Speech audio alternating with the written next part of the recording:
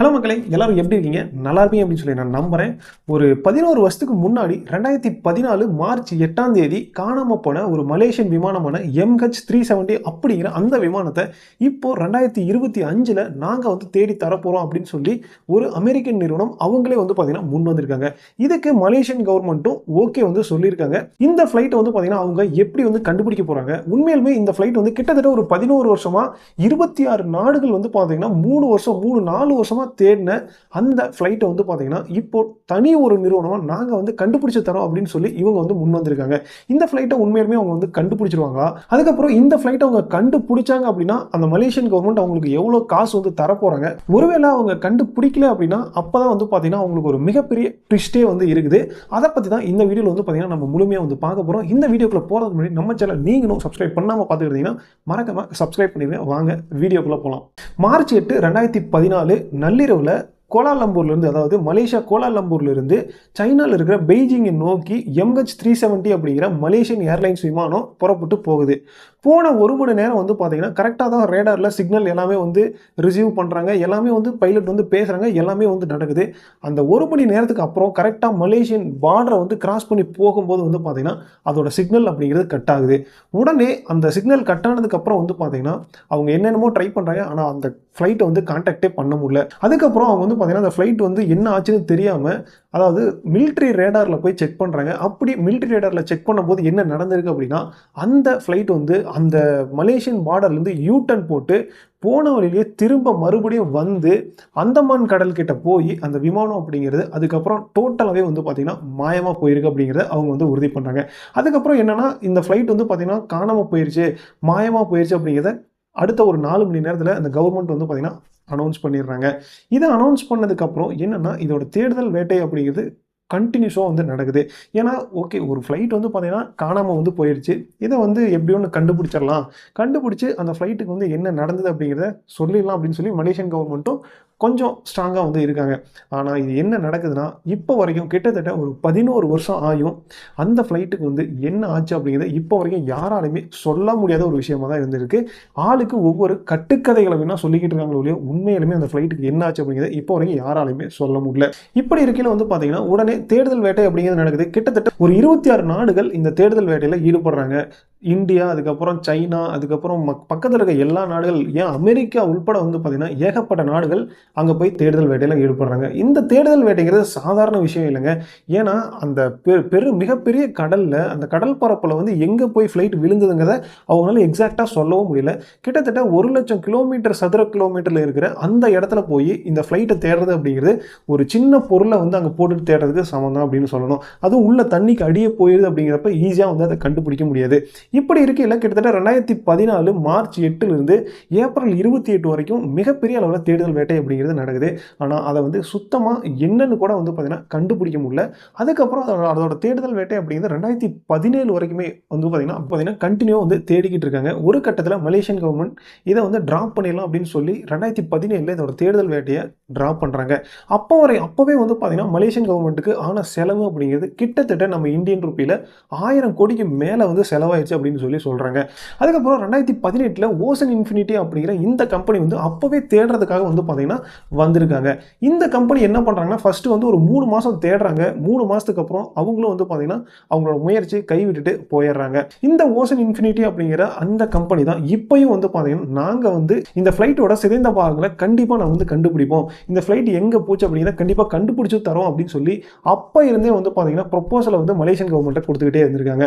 அப்படி கொடுத்த அந்த ப்ரொப்போசல் அப்படிங்கிறது கடந்த பிப்ரவரி மார்ச் மாதம் நினைக்கிறேன், மார்ச் மாதத்தில் அவங்களுக்கு பார்த்தீங்கன்னா அப்ரூவல் அப்படிங்கிறது கிடைக்குது 2025 மார்ச்லங்க. அதுக்கப்புறம் அந்த மார்ச் மாதத்தில் தேடுதல் வேட்டை ஆரம்பிக்க போகுது அப்படிங்கிற பட்சத்தில் இவங்க என்ன சொல்லிடுறாங்கன்னா, இல்லை கால சூழ்நிலை அப்படிங்கிறது சரியில்லை அப்படின்னு சொல்லி அந்த தேடுதல் வேட்டையை பார்த்தீங்கன்னா ட்ராப் பண்ணிடுறாங்க. அதுக்கப்புறம் இப்போ மறுபடியும் டிசம்பர் 30ஆம் தேதி நாங்கள் இதை தேட போகிறோம், கிட்டத்தட்ட ஒரு 55 நாள் தேட போகிறோம் அப்படின்னு சொல்லி இந்த ஓசன் இன்ஃபினிட்டி கம்பெனி சொல்லியிருக்காங்க.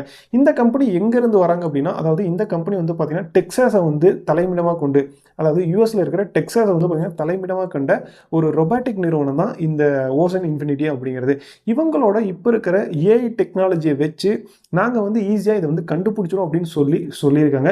இதில் இன்னொரு ஒரு முக்கியமான விஷயம் என்னென்னா, நான் அப்போவே சொன்னேன்ல இதில் ஒரு ட்விஸ்ட் இருக்குது அப்படின்னு சொல்லி.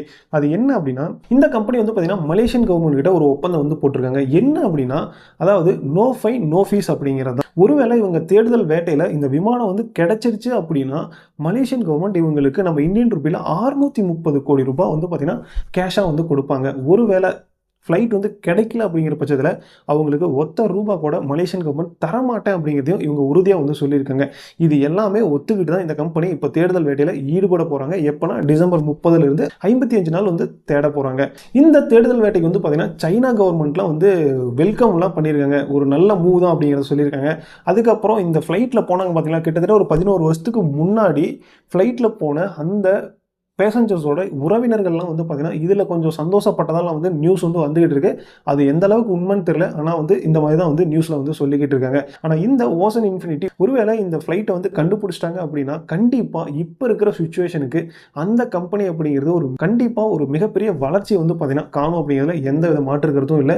ஏன் அப்படின்னா, கிட்டத்தட்ட ஒரு 11 வருஷமாக யாருமே கண்டுபிடிக்க முடியாத ஒரு விஷயத்தை இவங்க கண்டுபிடிச்சாங்க அப்படின்னா உலகமே அந்த கம்பெனியை கண்டிப்பாக கொண்டாடும். அதோட வளர்ச்சி அப்படிங்கிறது மிகப்பெரிய அளவில் போகும் கண்டிப்பா. அதுக்கப்புறம் இந்த மலேசியன் ஃப்ளைட் வந்து எங்க தான் போச்சு அப்படின்னு சொல்லி நிறைய பேர் நிறைய விதமா தியரி வந்து சொன்னாங்க. அதுல ஃபர்ஸ்ட் என்ன சொன்னாங்க அப்படின்னா, அந்த ஓட்டுன பைலட் இருக்காங்க பாத்தீங்களா, அந்த பைலட்டே வந்து ஒருவேளை மிகப்பெரிய அளவில் மாஸ் மர்டர் வந்து பண்ணியிருக்கலாம். அவர் வந்து தற்கொலை பண்றதுக்காக ஃப்ளைட் இந்த எல்லாத்தையுமே கொண்டு போய் சாகடிச்சுக்கலாம் அப்படிங்கிற மாதிரி ஒரு தியரி வந்து சொன்னாங்க.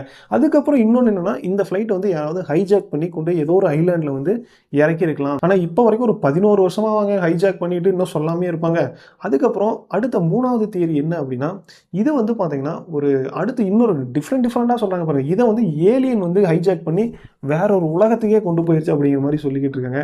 அதுக்கப்புறம் இன்னொன்று என்னன்னா, இந்த ஃப்ளைட் வந்து பார்த்தீங்கன்னா ஒரு கருந்தொலை மாதிரியான ஒரு போர்ட்டலுக்குள்ளே போய் அது வேற எங்கேயோ போயிடுச்சு அப்படிங்கிற மாதிரியும் கட்டுக்கதைகள் அப்படிங்கிறது நிறையவே வந்து சொல்லிக்கிட்டு இருக்காங்க.